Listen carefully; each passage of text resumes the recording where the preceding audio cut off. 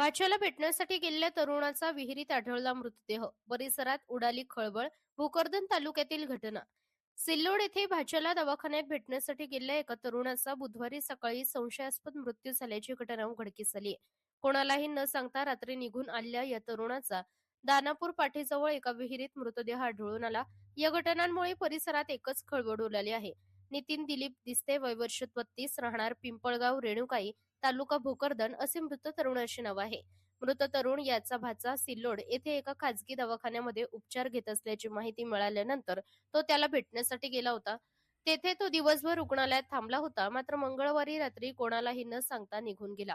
त्यानंतर बुधवारी सकाळी दानापूर पाटीजवळ विहिरीत त्याचा मृतदेह आढळून आला. गटाची माहिती मिळताच भोकरदन पोलिसांनी घटनास्थळी धाव घेत पंचनामा करून मृतदेह विहिरीतून बाहेर काढून भोकरदन येथे शवविच्छेदनासाठी पाठवण्यात आला. या घटनेमुळे पिंपळगाव परिसरात हळहळ व्यक्त करण्यात येत आहे. एका गरीब कुटुंबातील तरुण मुलगा गेल्यामुळे कुटुंबावर दुःखाचा डोंगर कोसळला आहे.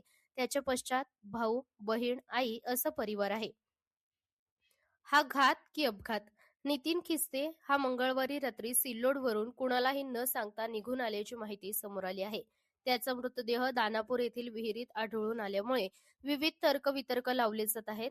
संबंधित विहीर ही मुख्य रस्त्यापासून बऱ्याच अंतरावर असल्यामुळे तो या ठिकाणी कशासाठी गेला असा प्रश्न उपस्थित होत आहे.